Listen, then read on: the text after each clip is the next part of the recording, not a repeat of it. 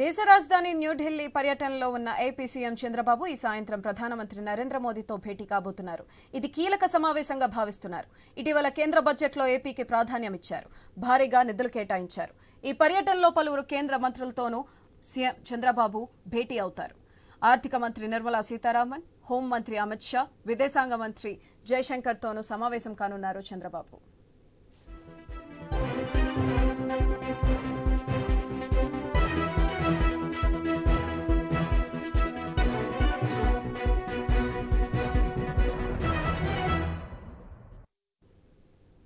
ఈ పర్యటనలో నిన్ననే కేంద్ర జలశక్తి మంత్రి సిఆర్ పాటిల్తో సీఎం చంద్రబాబు భేటీ అయ్యారు.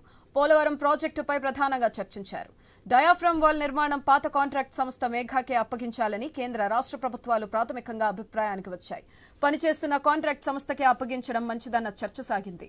మేఘా సంస్థ 2022 నాటి ధరల ప్రకారమే 73,000 క్యూబిక్ మీటర్ల డయాఫ్రమ్ వాల్ నిర్మాణానికి సిద్ధంగా ఉండడంతో ప్రభుత్వంపై అదనపు భారం పడదనే సూచన వచ్చింది. దీంతో పాటు కొత్తగా టెండర్లు పిలిచి కొత్త వారిని ఎంపిక చేసేందుకు పట్టే సమయాన్ని ఆదా చేయవచ్చని నిర్ణయించినట్లు సమాచారం. పాత గుత్తేదారుకు ఇచ్చేందుకు సానుకూలంగా ఉన్న లిఖితపూర్వకంగా ఆదేశాలేవి ఇవ్వబోమని రాష్ట్ర ప్రభుత్వానిదే తుది నిర్ణయమని కేంద్ర మంత్రి వెల్లడించినట్లు తెలిసింది. త్వరలో దీనిపై తుది నిర్ణయం తీసుకుని మేఘాకే పనులు అప్పగించే అవకాశం ఉన్నట్లు ఏపీ జలవనరుల శాఖ మంత్రి నిమ్మల రామానాయుడు వెల్లడించారు.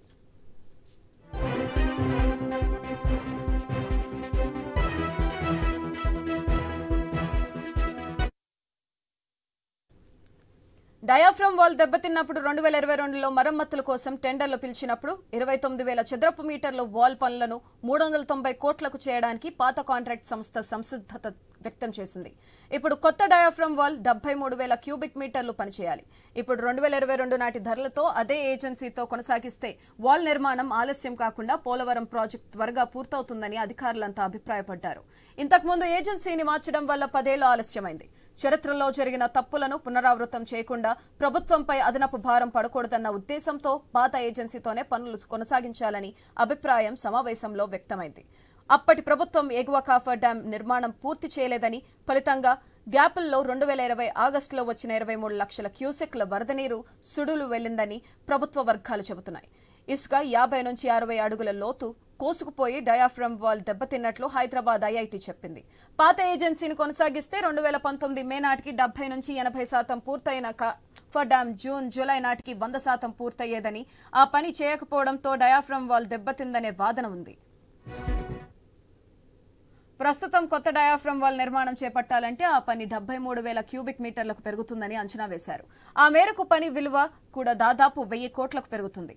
తాజాగా విదేశీ నిపుణుల బృందం చర్చలు, సిఫార్సుల తరుణంలో డిజైన్లు మారే అవకాశం ఉంది.